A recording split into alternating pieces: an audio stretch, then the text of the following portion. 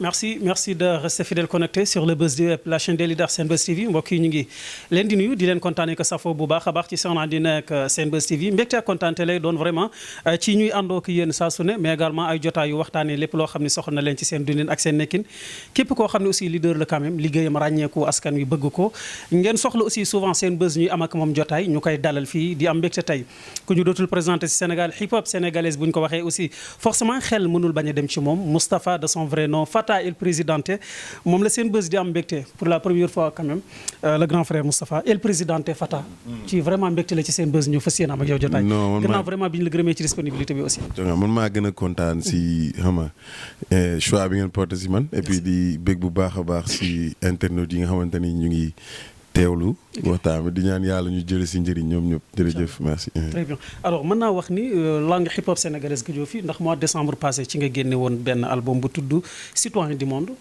alors c'est ça. oui. ndax amul lu des ci album bi d'autant plus que certainement consommation bi gisoo ni tamit des na par rapport ak li Fata représenté socialement aussi nga xam ne xale yi bëggoon nañu ko. oui non léegi da ngay gis ni. musique bi moo am tournure yu xaw a jafe yooyu ci wàllu communication surtout que Sénégal amagul ay rênes yu solide si industrie quand on veut aspirer à avoir une industrie de la musique. Okay. Mais loolu lépp nag liggéey la bu benn processus la bu ñëpp war a def seen liggéey. parce que tey warul dellu ci foo xamante ni ci hip hop. wala ci musique de manière générale amuñu fu ñuy jëndee amuñu fu ñuy jaayee amuñu ay plateforme rajo yu indépendante amuñu ay télé yoo xamante ni suñu yëf la yooyu yëpp dafa nekk ay lu nasaxal par rapport ak yi nga xamante ni tey di nga gis gars yi ñu ngi génn mais du ñëpp ñoo xam fu ñuy jëndee. D'accord. Sénégalais yi en majorité am nañu téléphone mais ñu ngi ci gën a mën commenter mais plutôt que di jënd. donc ñoom sax amuñu accès si plateforme yi. quoi recul lañ ko mën a tuddee lan nga jàpp ni quand même moo ko waral si marché hip hop sénégalaise bu ñu demee ba nga xam ne wax nga ko malgré ay animateurs yi doon def rap sax léegi defatuñ ko ndax gis woon aussi loolu vraiment recul la xaw a nekk tuuti ci si marché bi. si recul bu bëri la sax bu parce que bi on n'était pas avisé si li war a xew si àdduna bi pendant que hip hop maison disque yi di génn artistes yi di dem indépendant pirate amatul ñëpp dem digital donc ñun on a eu du retard pour s'adapter et loolu pendant ce temps ñun on était suñu acteurs yi culturels yi dese woon nañu liggéey bu dëgër pour ñu mën a nekk duñ ko sentir bu baax en tout cas. d'accord recul bi ñan nga jàpp ni ñoo ci ëpp responsabilité d'autant plus que comme ni ma ko waxee am na ay animateurs rajo yu fi nekk ay animateurs de la télé. ñoo xam ni ci liñ leen xamee woon rek quand même mooy hip hop. non contrairement nag man pour man dafa bëreetul ay émissions hip hop yu am doole comme ni mu amee woon doole à l'époque yow xam nga. soo seetloo xam ni impact bi ay Jules Junior dem si yàlla na ko yàlla yër ñu amoon ci société bi nga xamante ni ñëpp dañ leen di déglu amatul pratiquement benn plateau hip hop bu mel noonu. ñoom ay DJ Boubs animateurs yu bëri yi fi nekk tey di def leneen sax. ñoom ñëpp ci hip hop bi pratiquement ñoo leen jox doole donc tu veux dire da ngay comprendre ne relève bi moom moo des itam animateurs yi jéemuñu woon jël impact bu gën a génn hip hop. bu dem ci ba pare aussi télé yi aussi seen grille de programme yi amul tul benn considération si hip hop bi mais est-ce que day wane ne rek d'une manière générale hip hop dafa xaw a noyant ci société bi d'autant plus que nekkoon na loo xam ni jeunesse bi surtout moo doon nekk seen source de motivation bu ñu demee ba programme amatul boolewuñ leen ci ndax it day wane rek ni quand même xaw ngeen noyé d'une manière générale ci société. waaw non du nekk noyé da ngay xam ni société bi ngay laaj sax ndax est-ce que du heure bu ñu soxlaa hip hop bi lañ koy woo man nag bon loolu laay bañ. mooy heure bu ñu soxlaa gars yi marche war nañ marche heure bu rap wax bu waree jot rappeurs yi ñoo war a wax bu ñu waree dem front rappeurs yi ñoo war a jiitu. parce que rappeurs yi ñoo leen tàmmal lool. mooy loolu te man pour man en retour peuple bi dafa war a nekk pour di support aussi hip hop bi su fekkee dañ leen soxla. donc rappeurs yi malgré coow li bëri na mais da ngay gis ni show lay gën a nekk mais àndul ak koom-koom bu war a mën a taxawal nit ñi. d'accord ban lecture ngay am ci ñu bari ci société bi ñuy jàpp ni vraiment hip hop sénégalaise amatul rap amatul comme ni ñu xamee woon Fata même bu dul sax hardcore à l'époque quand même mais dañ doon consommer say musique ak yu demee noonu ban lecture nga am ci ñuy jàpp ni tolluwaay hip hop Sénégal quand même amatul avancement d'autant plus que moo tax xëy na intéressé tuñu ci seen produit. non bëri na ay facteurs Sénégal dëkk bu naqaree musique la d'abord parce que li lay hip hop boo demee tukki wala nga gis àdduna bi ni ñuy xoolee rappeur wala ni mu rappeur bi mën a indépendant ci musique am si clip am si yu bëri xew mënul am Sénégal ci aada ak cosaan ak yenn booy gis nga booy rappeur yu génération yi bu ñu xewee sax am audace wax def yenn affaires yi kenn du leen may jaamu donc musique nag ak li mu àndal lépp du amee noonu doole fii Sénégal loolu moom leer na beneen bi mooy aussi dañu am retard ci adapté suñu hip hop mu nuroog ñun li ma taamu wax quoi nuroog ñun sénégalais yi. ci diggante taasu kebetu parce que adduna bi li xewal amal doole dëkk yu mel ne Nigéria. Parfois le débat se pose ici quand on considère que c'est pas du rap mais en réalité c'est de la musique urbaine. ba nga xamante ni ñun ñi nekk fii Sénégal bu ñu njëkkee woon ci li nga xamante ni yàgg na nekk suñu moomeel. tey duñu nekk en retard autant. D'accord donc kon vision boobu nga amoon moo la motivé woon à l'époque. Oui, bien sûr da ngay tukki après da ngay comprendre lu bëri da ngay dem ba comprendre ne musique bi mi ngi yàqu ci àdduna bi mais américains yi ñu ngi toog seen toogaay bu baax ci li ñu gëm ne ñoom mooy seen hip hop. jéemuñu considérer keneen si lu muy def. mais tey boo xoolee c'est notre tournure. américains yi ñu ngi jéem a nekk wane ni ñoom africain lañ fan la ñu jógee bëgg xool seen aada ak seen cosaan. D'accord. Alors est-ce que bu ñuy xool musicalement parlant duñu wax ni vraiment l'histoire t'a donné raison quand même d'autant plus que ñëpp xam nañu ni style musical hip hop sénégalais léegi changé na ak génération bu mel ni Dip Doundou Guiss ak Ngaaka Blindé bi nga xamee ni jamono ji boo nee rap sénégalaise sa xel ci ñooñu lay dem. Bon da nga naan li américain bi naan du ma ko I don't take it for granted du ma ko jël pour mu mel ni succès. mais pour man damay amaale tuuti de désolation parce que du affaire bu nekkul woon affaire du ma am ndam ci nit ñi quoi. mais dafa nekkoon signal boo xamante ni toute une génération devrait sama génération yi ma bokkal man samay moroom yi ma bokkal ñu comprendre woon ni lii la boobu da doon fekk ni tey fii yeneen dëkk yi toll. ci musique ñun dinañ fa nekk. ñun bon ils ont perdu beaucoup de temps ak ci sama jëmm ju xeebu gi.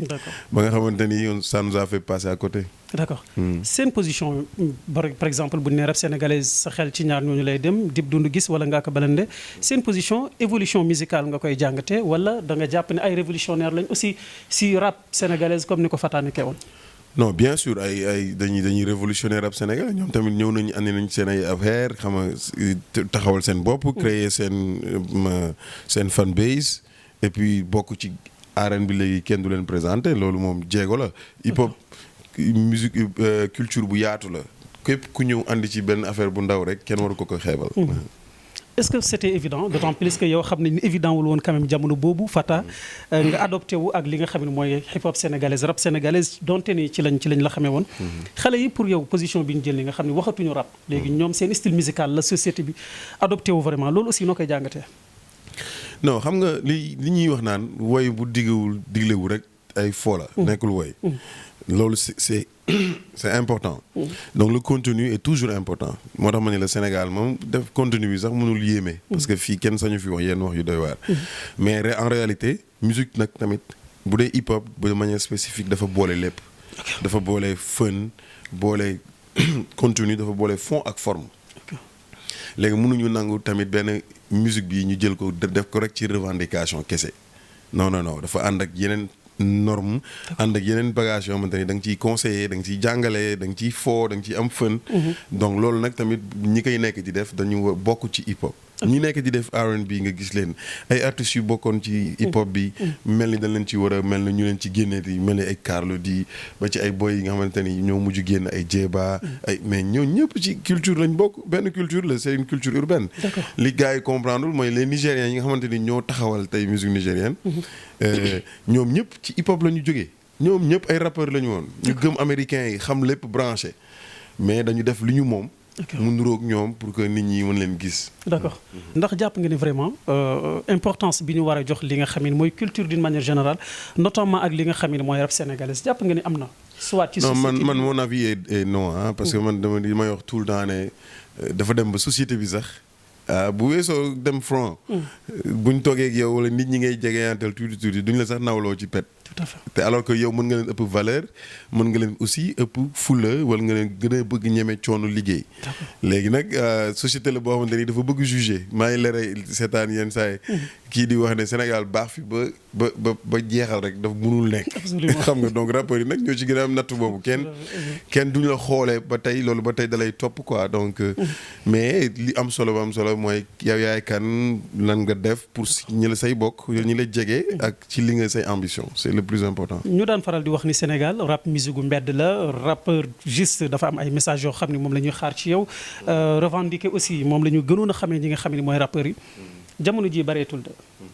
moom laa lay wax ba tey da nga koy def c'est-à-dire xam nga forme yi. dafa différente.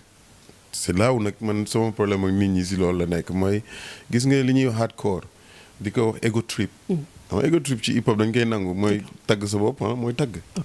di wax ay freestyle yooyu yëpp man pour man dafa fekkoon mu am fekk baax fii génnul taasu kebetu xaxar yëpp mu ngi am donc bu fekkee mu ngi am ci société bi. rek mooy jógu fi ñun ñoo am problème mu adapté wu.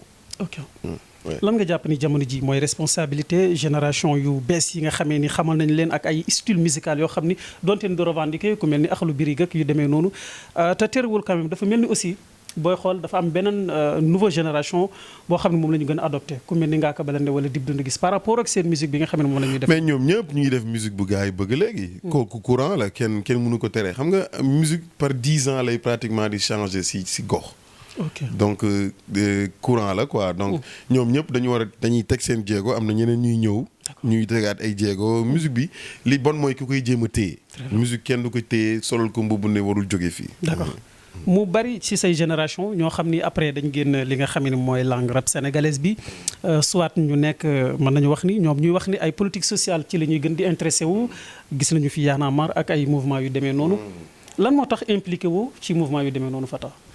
bon xam nga ñëpp mënul ñu nekk fenn ñëpp mënuñu demandoo ci benn mbir man bi may dugg ci musique bi dama ko bëggal sama bopp mu nekk passion mu bind nit yi toog di ma seetaan di déglu di bégee comprendre nga di ci gis seen bopp et donc man dama am rapport bu direct ak nit ñi ci biir samay texte d'habitude je sens que maa ngi touché ay nit ci yedd ci conseil comme donte mënuma conseiller kenn mais ci sama dundin yenn saa yi ma bind ko noo xamante nit dina ci gis boppam ci sama xalaat ci société bi corruption ak yenn affaire bind nañ yooyu yëpp dañ ko bind maintenant jóg dem taxaw front ci kii bi est-ce que musique bi par force daf ma ko forcer non bu ñëpp taxawee ni dañuy dem fii parce que dañu war a contre kii wala ku nekk rappeur bu jóg ne dafay ànd ak benn politicien est-ce que dama ko war a topp non awma benn obligation ñoom dañ jàpp ni revendication yi warul yem juste si texte engagement moom laay wax seen choix la ñoom ñëpp ku ci nekk da nga koy respecter mais man en tant qu'artiste pour man bu ñu woote woon ne dañuy marche parce que sénégalais yi on est 17 millions mais aucun artiste ne vend pas 100 000 objets damay dem marché parce que pour man dañu bàyyi woon jàng bàyyi woon lépp lu ñuy def suñu xoolee ñu comme des gens ratés dans la société ñun dañu war a ci li ñuy choisir pour def dañ ci war a tedd et puis tedd suñu dëkk mais ñun rek ñooy rappeurs yi rek ñooy ñi nga xamante ni ku ci dem ba xaw a kii dañ lay gaaw a xeewiloo ba pare yóbbu la nga tukki nga dem sa yoon te c'est quand même triste donc léegi nag peuple boobu ngay ñëw di màggal ñeneen ñi di jeune génération bi di ñëw di dem front tu vois pendant que yow say njaboot say jabar ak say doom ñëpp ñu ngi soxla nga yor leen. D'accord. Donc soutenir wala da nga gis ni rek problème mu choix la par rapport ak. Je suis sénégalais. Je suis pas obligé de faire ce que tout le monde fait. Je suis pas obligé. J'ai mon avis, je partage mon avis. damay wax sama xalaat ci samay musique pourtant maa ngi def affaire yoo xamante ni texte yu engagé yoo xamante ni dafa engagé wul ñoom ni ñu koy bëggee. D'accord. Ça reste toujours un citoyen normal qui parle. D'accord. Mais ñoom seen gis-gis warul yem rek ci musique. pourquoi nga yemale ñoom mooy ñan. certainement ñi engagé ñoom dafa leen tàggu bi ñu naa gis sama morceau bi may musique tàggu ma kenn. donc kan moom may ñëw tegal ay charte politique ne ma mais yaa ngi gis ay rappeurs yi politique. yow xamante ne ñu ngi far ci ay nit mais ñooñu ñu far bu ñu faloo. bu ñu xanaa ñooñu bu ñu faloo ñoom du ñu taxawaat wax ak ñooñu. pourtant ñoom lañu jàpp ni ñoom lañu yaakaar. non certainement ni dof seen dof tu vas parler normalement. non daf fi mos a xew loolu daf fi mos a xew. Y'en a marre existé woon na xam nga Y'en a marre existé na avant. absolument. amoon na bien avant amoon na Bibson far na fi ak keneen donc ainsi de suite c'est-à-dire man daal si sama ragal la bokk man jël sama jëmm ji di ko farale keneen man nag mën naa woote ni nañ ma fa voter par exemple parce que am na ambition mais defal ko politicien ça peut quand même faire prendre des risques parce que tout simplement xamoo li muy xëy suba def ko ci intérêt man loolu loo tax man mënuma dugg ci politique comme ça. D'accord donc ce qui veut dire que apprécier woo quand même position bu mel ni bi ni dof am par rapport ak Pastef non bëgguma rappeurs yi man gëwma ñu war a dugg ci politique ba di ko fësal bay influencer parce que li ci dangereux mooy hip hop dafay suux ci biir politique lu bëri léegi xoolal ñi ngay wax politique lu ci bëri à 80% boo leen invité politique ngeen di wax. C'est clair. Donc musique bi daf ci suuxaale parce que rarement nga ci dégg musique te d'ailleurs politicien bu ci utiliser artiste ci ni mu ko bëggee ci influence moo tax ak popularité bu ci paree day doxam quoi. Tu vois même pas nga fësal ko nii ñu xam la ci sa choix bopp la aussi par rapport ak li ñu xamee Nit Doff wala yenn acteurs yu mel ni moom. nga xam ne jamono kenn gënu ma si nekk sénégalais nag. kenn gënu ma si nekk sénégalais kenn gënu ma si ëpp ambition. lu tax nga ragal même position ba pare nag am njëriñ ci dëkk bi. di liggéey di am ñu may jàppale di am ci musique bi comme ci liggéey normal. voilà loolu dafa war a leer. lu tax nga ragal a jël position comme ñoom. non amul ragal da nga mel ne politicien moo neexul faral. loolu dafa am solo. politicien neexul faral parce que da lay engagé loo devant le grand public. D'accord ëllëg si biir boo ci amee te man su ma xamee ni Sénégal dëkk la boo xamante ni bu ñu war a liggéey la. te bu jafee liggéey donc koy àndal da nga koy bàyyi dama gëm ni process lay doxee dëkk bi dafa war a ñëpp ñu war a ñëw liggéey. D'accord ñëpp.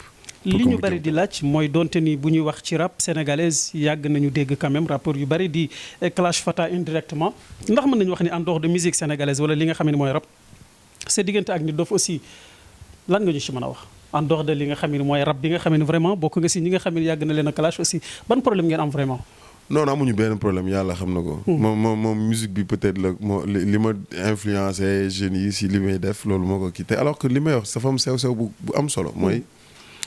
ala kulli haalin laa lay wax ala kulli haalin li muy def moom day xeewi ala kulli haalin li may wax dafay ñëw daf mi ngi si ba pare gis nga ni mu nekkee ba pare donc wax bi nekkul ci jëmm yi nit yi amuñu solo ci biir wax bi li ci am solo mooy de quoi on parle kan moo amal njëriñ musique bi man j'ai créé des plateformes yu artistes yu bëri jaar man damay produire ay artistes ñuy génne man nekkuma ku def dara ci hip hop bi ma war a jéem a dal sa kaw xulóog yooyu parce que dama jàpp ni ñoom ñëpp dañ leen war a njaboote. donc man awma problème personnel ak benn nit mais soo jógee di acharné wu chaque instant jëm si man yàlla xam na ne bi ma siy wax benn yoon la te dama ne woon damay rafraîchir. waxuma sax lu jëm ci moom directement mais dama rafraîchir les mémoires pour wane ne ñi ne écoutez ñun dañu def lu tax hip hop bi dañ war ñuy respecter à la kulli yàlleen nag ci ñi ñu jiitu ak ci ñi nga xamante ne ñoo topp suñu ginnaaw te nag musique noonu lay amee mooy lan cër ci ki nga fi fekk jéego bu mu mënti dox dafa war a am solo pour nga respecter ko. mooy man foofu laa toll ak ñoom nag. alors ndax conflit bi aussi vraiment c'est évident pour conflit aussi conflit kan ak kan sa diggante ak Nit Doff forcément amul conflit yàlla ci rap rek la yem je veux dire. non yàlla xam na ni amul sax gisuma sax conflit. am ngeen des relations personnelles je veux dire en dehors de li nga xam ne mooy. non je dirais pas non. parce que ñëw na sama studio une fois yi nii te nekkuma fa sax boobu fekk maa ngi États-Unis et j'estime que c'est de part un autre ku koy defal beat koo xam ne sama cousin tamit man moom ak ñoom ñaar ñooy ànd. D'accord. Et donc pour man le tout reste après une idéologie maintenant nag idéologie ban mooy dem ba ci kanam. ça da ngeen di bàyyi le temps def le temps. très bien. El Presidente Fata moom la rédaction Senbuzz di am ak jotaay lan nga ñu mën a wax ci recul bi nga xamee ne am na ci leader yu bari.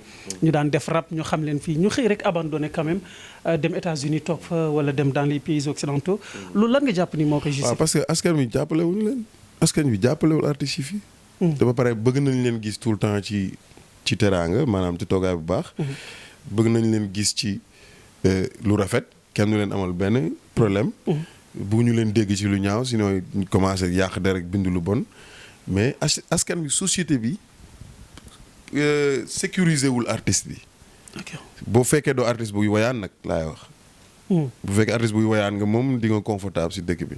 mais boo dee artiste boo xamante ni am nga benn loo gëm si sa bopp mais ke doo fi toog parce que yaa ngi màgg nit ñaa ngi lay xàmmee amatoo yenn moyens yi def yenn affaires yi mais da ngay dem sa yoon suturaal sa bopp suturaal sa njaboot parce que ku nekk tamit da nga am loo war a dox ci sa àdduna. d'accord je pense que c'est important contrairement ak li ñu bari di xalaat par rapport ak génération bees bi. booy dafa mel ni quand même pour l'instant mbalax maa ni sax yóbbu lañ leen dara génération bi fi nekk ay ñoom Dibak Ngaaka ak Akhlou Brick ak yu demee noonu loolu aussi lan la justifier est-ce que du tamit seen génération aussi dañu xawoon a am retard un peu rek. j'ai pas compris la question. je veux dire par rapport ak évolution bi nga xamee ne am na booy yi fi nekk ñoom Akhlou Brick ak Dip Doundou Guiss ak Ngaaka Blindé forcément mbalax maa ni yóbbul wuñu leen dara aussi.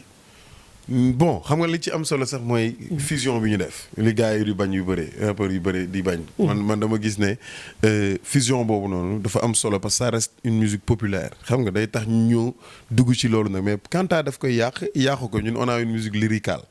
musique la boo xamante ni dafa tegu ci kàddu. diggante mooy li ma la wax rek taasu kebetu yooyu yëpp moo nekk ci peut-être boo yi ngay gis ñoom ñëpp kenn booyu ci pratiquement tuuti la ñuy woy mais dañuy wax. donc te wax boobu mooy suñu culture ñun quoi. et je pense que ku ci nekk loo ci andi doole parce que tamit dañ bañ a fàtte congaan gis nga hip hop. mi ngi judd en 73 mais ak DJ jamaïcain moo ko andi Amérique di ko def ay block parties rap bi ñuy nekk di kaas nii moo ñëw ci dernier pilier wu hip hop. et donc xam nañ ñi ko doon def ci ñuy nekk ay américain bi ñu koy door a commencé amul contenu. xam nga mbir su fekkee dafa jógee fenn nit ñi di ci def contenu muy évoluer mooy luñ la xol la loo xam ne dañ la ko jox forcé la ko nga topp ko mais boobu fekk na say maam ak suñuy cosaan am na luñ doon def lu nuroog loolu waaw donc ñun nag ñoo war a yeewu ci àdduna xam ne foofu la àdduna bi toll américains yi ñu ngi wër di dem di def seen recherche seen DNA pour ñëwaat Afrique nga xam ne dem na ba léegi science da leen di won fan lañ jógee ci Afrique sans bu leen waxul fan lañ dëkk dëggal bi donc nga ci am ay affaires yu concret nga ni déedéet yow da nga bëgg nekk américain ba tey te nga bëgg di def rap di ko tuddee noonu di ko defee comme noonu alors que yow yaa ngi gis benn dëkk bu la sorewul rek en Afrique de l'Est gars yi ñu ngi dox di dem ci àdduna bi yëpp ba américains yi di leen suivre léegi donc musique expression la du boroo am complexe pour wane fi nga jógee. très bien alors am ci loo xam ni xew na ci li nga xam ni mooy géewu rap sénégalaise bi Akhlou Brick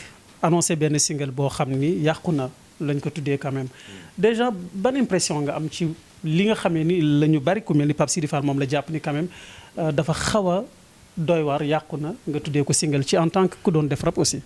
waaw non mooy laa lay wax xam nga rap mu américain la day tër li mu toll foo xam ne du ma ko bëgg sax prononcer. ok donte nag ci loolu laa xippee. mais dama xippi nag yàlla dafa ma defal sutura ma teel a tukki comprendre mais dama xippi bi mooy lan je veux pas du ma sax tuddee noonu mbir li may def. loolu mooy bu nit ñi adapté loolu dinañ comprendre ne am nañu droit ñoom def lu ñu bëgg def ci musique bi. parce que kenn moomu leen. maintenant ay titre nag ay choix wu titre rek na yàqoog na defaroog ay bañ koog yooyu noonu. pour man c'est choquant. pour man c'est waaw mais c'est exprès ça fait exprès seen buzz. lu mu gàtt si li ma fi wax yëpp di nga jël benn dagg bu la intéressé bind ko contrairement ak moi j'ai un site. man j'ai fait des émissions yoo xamante ni. peut-être li tax du amee noonu succès mooy j'estime que du mu bind benn mot bu rëy quoi bu rëy. te mais on est dans un pays où nit ñi si yooyu la ñuy tardé mais le contenu n'a rien à voir avec la dénaturation de la musique. musique hip hop dafa yaatu. léegi nag fii nag dañ la koy tere ne la doo ko fi defee. xam nga fii dafa am virus bu ñu booy rappeurs yu bëre kepp. rapa joolo woon virus boobu nag gars yi jël nañ première dose yi jàllul deuxième dose mais xam naa ni troisième dose bi dina jàll. ñu gëm ne. musique dafay màgg te musique du diine comprendre nga loolu nag pour man ñu ngi ciy màgg di ci yeewu. lu dul booy yi dinañ ñëwaat. musique bi dina gën a évoluer. d'accord parce que dañu war a doxi seen soxla booy dañu war a lekk mu ni tabax kër joxe exemple ci hip hop bi amul benn hip hopeur sénégalais boo xamante ni quasiment. nekk na ku ñuy fësal ci Sénégal lu dul ci valeur te c'est important la valeur certes. mais du ci wàllu teraanga. te c'est important aussi nit looy def. bàyyi lépp nga am ci teraanga. d'accord alors à ton avis Moustapha lan moo tax en dehors de ki nga xam ne mooy Awadi nga xam ne sur le plan international aussi xam nañu ko quand même rawatina fi nga xam ne mooy Afrique en dehors de Awadi bariwul ay leaders sénégalais yoo xam ne xam nañ leen ci hip hop yoo xam ne sur le plan international aussi bari na lu ñu leen mën a waxal ci seen carrière wala ci ay œuvres yoo xam ne jot nañ ko représenté. waaw ak daara ji quoi mais ñoom ils ont compris très tôt. ba pare aussi ils ont eu la chance d'avoir des maisons disques. yoo xamante ni ñoo leen joxoon doole. di tukki xamuñu njëgu billet d'avion xamuñu hôtel xam nga man dama naan mën naa tukki trop macha allah mais man moom sama yëpp maa koy daan gérer. mais ñoom loolu benn la ñaareel bi tamit ils ont très compris ce que l'Afrique devrait montrer comme musique seen musique PBS bu yàgg ak daara ji ba tey boo ko xoolee da ngay kontaan doo ko dégloo. maintenant loolu xam nga loolu lien bi mu lay jox. ci kii bi à l'international dafay mel ni Neymar rek du dañ quoi heure boo jógaatee dox ko dafay nekkaat parce que tu connais déjà les personnes clés. booy yi nag ci génération bi ndeysaan. loolu mooy li nga leen di yërëmee mooy bu ñu amee succès sax. succès Sénégal rek la. parce que am nañ sax jafe-jafe tukki d'abord alors que c'est des ambassadeurs. ils devraient pouvoir apporter la musique à l'extérieur. pour que ñëpp di leen gis. mais booy contrairement ak musique nigérienne booy ñu ngi tukki mais par contre. gars yi li ñu bari di laaj mooy bu ñu demee ba rappeur di def duo par exemple Dip ñu annoncé nu bu ñu nee rap xel ci moom mu ngi war a dem États-Unis ak Wally Seck ak Viviane loolu aussi ban vision la mën a jox li nga xam ne moom la ñu bari ci mélomane yi ñàkk xam. comme Dip Doundou Guiss par exemple. position am en tant que rappeur. ñu lay gis di annoncer say concert ak ay mbalaxmaan aussi. waaw mais loolu yàgg na si jamono quoi loolu yàgg na ay PBS ay ñëpp ñi gëri dañ daan jouer première partie. ay Youssou Ndour wala affaire yooyu c'est-à-dire. ça du affaire u ennemi. xam nga yow peut-être da nga may laaj question nii mais ni nga ma koy waxee sax j'ai l'impression de voir un pays qui n'avance pas à dire que ñii dañu war a def yoon bi ñii def yoon bee xam nga te dëgg-dëgg. loolu moo war a dañ. on n'est pas des ennemis ñoom ay taasukat yi ngay gis ba ci ñiy def. tëgg bongo mais on a un truc en commun mooy ay wax c'est la parole saccadée bi ñuy délivrer cette délivrance là te loolu noonu ñun buñ ko mënul valoriser jox ko forme on perd tout c'est comme si dañu nekk di jéegaane rek xam nga ba léegi da nga may wax si loo xamante ni dafay revendiquer loo hip hop. Absolument. Mais en réalité ñun dañu mel ne ñu doon jéegaane. Aujourd'hui il faut qu'on revalorise tous ces gens là. Mais un Papa Ndiaye Thiopet mais ce qui te fait mais taas nga koy tuddee man def naa ak moom Papa Ndiaye Thiopet 2005 dara comme hip hop booy li ñuy def nii yëpp pratiquement mun naa ne maa leen ci yokk fit Seka wax rek lay def macha allah mais dama ko invité ci morceau mu mais beat bi bu changé wul beat bu changé wul la mais da ci posé wu ainsi de suite booy yi ngay gis ñuy wax yëpp ay Dame Sène ñoom ñëpp li ñuy def soo ko defee benn pas mën na ànd ak hip hop. très bien ndax jàpp nga ni rap clash war na ci am ba léegi d'autant plus que souvent ñu nemmeeku ko ci diggante Ngaaka Blindé ak Dip Doundou Guiss. bon man na bu doon sama sago ñu gën a nekk ci benn échelle. nekk ay gain wane ko parce que tey musique tamit dafa soxla fësal ànd bi nit ñi mënuñu nekk tout le temps di bàyyi xel nit ñi ay ennemis lañu. dafa baax ngeen di gën a wane di def ay featuring ensemble loolu day tax peuple bi dañuy kontaan si yéen contrairement ak ni ñu ko xalaatee ni dañu war a di man j'ai la honte quand je vois que man war naa bif ak keneen léegi parce que bëggatuma sax lu ñaaw di feeñ si musique bi ñuy def dox naa si jéego kilifa yónnee na ma si ma dox ci jéego sax si ñoom ñaar mais antuwul am na si fu muy dëgëree comprendre nga problème génération la parce que tey man ak Bibson ñoo daaxoon biif bu gënoon yàgg ci hip hop bi ñun la te Bibson def na fi soirée bu mag def ma parrain man tamit je lui voue beaucoup de respect parce que ci musique la tegu woon. D'accord. Alors du ñàkk aussi am na loo xam ni jamono ji nga jàpp ni manquement la ci génération bi aussi mu nekk loo xam ne lu leen war a gën a mën a épauler la aussi ci seen carrière. bon man dama gis ni mooy li may wax rek dañu war a ànd te bañ a xuloo bañ a nangu. animateurs yi waa animateurs yi di farfarloo bi mën naa ko nangu si ku jógee ndoo benn dëkk. wala ku war a def lii ak lii mais ñu dem ci beneen grandeur pour mën a doxal affaire bi parce que kat amee africains yi léegi dañu romb lu bëri. te ñun ñoo jëloon paix ñun léegi ñu ngi presque 8e en Afrique et donc. loolu ça quand même clin d'œil la si képp kuy yëngu si musique urbaine fii Sénégal. ku ci ne man bokk na ci jéego yoo xam ne ni. ci yooyu laay dox. bu ma gisee xumaan loolu laa koy wax. Maxi Crazy ñoo nekkandoo Denver loolu laa koy wax. Grand Matar la Kagulaar. c'est comme si damay nekk di invité waat ñëpp rek pour que ñuy gën a wan jeunes yi ne dafa dañu war a booloo. comprendre nga sinon amul intérêt mënu si am parce que kenn ci ñoom du si toj. d'accord musique bu waree toj ci dëkk day nekk courant. très bien alors balaa ñuy wax si projet yi ak certainement li nga xam ne jamono ji ci nga nekk di ci liggéey ndax am nga xalaat ci li nga xam ne mooy position politique sociale bi am jamono ji. bon li ma si xalaat mooy pratiquement lu tiital ñëpp. Sénégalais yi mooy ñu xam ne yenn saa yi sax bruit bi sax du ko jar ndax Sénégalais yi c'est dafa majorité silencieuse boo xamante ni dëgg-dëgg. dañuy wane seen bopp chaque fois bu élection amee.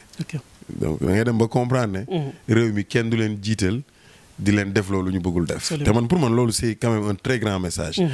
politiciens yëpp war nañ ko jàng nag ñi abstenir u toog lan moo leen toogloo. ñi dem voter ak nit ñi voter lan moo tax ñu defee noonu donc Sénégal moom. pour man c'est un pays de grande démocratie. dina metti nag yenn saa yi début yi ku nekk dem ak xadar mu tàng.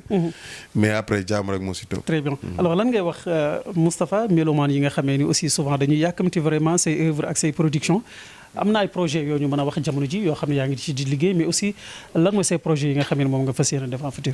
j'ai sorti un nouveau album bu tudd Citoyen du Monde Global Citizen mi ngi disponible ci plateforme digitale yëpp. ñi nga xamante ne ñu ngi may suivre xam nañ fi may toppee lu bëri Fata El Presidente sur Instagram Facebook Snap everywhere. te maa ngi def ay émissions yoo xamante ni sama studio yi may def yoo xamante ni c'est pour valoriser nit ñi. ku ci nekk Sénégalais ñu jàng tamit di valoriser doomu aadama. ci liggéey bu mu mënti def. koo xamante ni kenn xamu ko tamit ñu koy tàmm di invité ci émission pour ci man daal ci yooyu laay dox. léegi nag bon génération bi li ngay mën a ñaanal leen mooy ñu gën a nekk benn. ba pare gën a def musique yu bëri ensemble et que pour que intérêt bi delluwaat ci ñoom. parce que musique dafa yàqu léegi comme on dit. ba nga xamante ni tey ku ci farluwul. tu passes rapidement les artistes durent 5 ans de carrière. Absolument. Ils ont 50 carrières musique yi 3 mois mu expiré.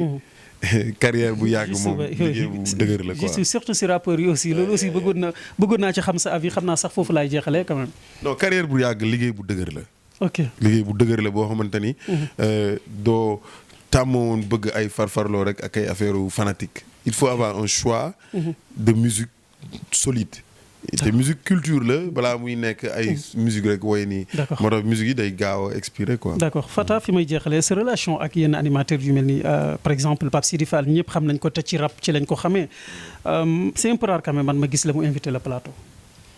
bon Pape Sidi pourtant daan na ma invité nag mais gën na mujj mais bon xam nga Pape Sidi sama rakk la te man maa ko dalal nag 2S. xam nga je me rappelle bis bi muy njëkk ñëw foofu noonu. mooy li ma wax lépp tolluwaay la war a nekk xam nga nit ku nekk ak fi mu toll. jeune la mu ngi si yoonam di def li muy def da ngay ñaanal ko mu dox. parce que tamit man tolloon naa fi mu tolloon di def ay liggéey rajo télé. waaw gars yëpp di la suivre bu baax a baax a baax. soo dul accepter nit ñi di ñëw aussi jël le tremplin da ngay iñaan te man si sama émission invité naa Nit Dof man invité naa Bibson. auteur dafa am solo. Pape Sidi li ma koy mën a conseiller du ma ko sax conseiller parce que. mais c'est juste que mu xam ne. mu ñëpp. ku ñëpp bokk da ngay def lu gën a yaatu donc mun na bañ a am farfarloo si benn artiste nag. bañ a topp xolam si kenn. parce que bu dul man sax. man awma jot bi mais en tout cas beaucoup d'artistes. mën na gën a yaatal. boole ci ñëpp. gis ngeen yaatal bi des na ci boobu la des. gis ngeen yaatal bi damay gis yenn saa rek ay yenn artistes yu xamante ne te xam nga loolu. dafa yàgg ci hip hop. parce que peut-être moom. mu ngi dénoncer parfois. taxawaayu. waaye di si dama koy gis kii bi. pendant que ñeneen di ko war a dénoncer moom tamit donc da ngay comprendre ne. d'accord musique. très bien kenn mënu si nekk am impartialité. d'accord mais aussi yaatal. très bien mu am lu marqué lu ñu bari sa duo ak Wally Seck ngénte li ndax mën nañu xaar benn duo bu yàgg sa diggante Wally Seck bi nga xam ne vraiment quand même tendance la woon Sénégalais yi bëggoon nañ ko trop. bon oui bien sûr sama album bi tamit def naa si affaire bu nice ak El Hadj Diouf ak Titi. yoo xam ne ñi ne ñëw clip yi quoi comme ni ma la album bi génne naa ko décembre mais xoolal def naa ci presque 4 vidéos yu génne. da nga koy jox télé yi ni ngi leen ko war a joxee mais à peine doo koy gis parce que morceau yu doy waar la. donc Sénégal tamit ci ñooñu yëpp day amaale problème dans tout le circuit quoi. parce que ni muy demee daal mooy.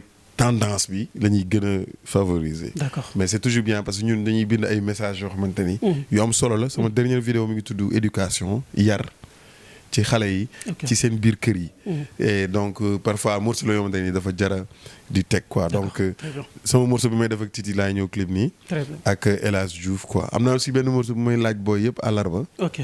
pour ñu jox ma sama alarme tamit parce que liggéey bi def nañ ko pare waaw. très bien alors muy lu normal aussi seen bés doon am mbégte quand même Moustapha El Présidente Fata ci am ak yow jotaay di la jéggaluwaat vraiment bu baax. parce que sonaloon naa la quand même pour occasion bi aussi vraiment. non mais kontaan naa trop man maa gën a kontaan si seet si bi nga ma seet si ba pare aussi kontaan si question yi xam nga.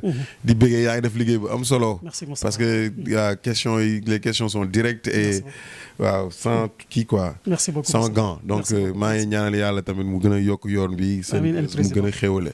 kontaan naa jaajëf. alors seen buzz ak rédaction bi di la jaajëfal bu baax a baax. maa ngi bëggee yëpp ak sa technicien yi ñoom ñëpp jërëjëf. di leen jaajëfal ci ànd beeg wétaliku gi très prochainement sur la chaîne de leader ak beneen invité fi amaanillah.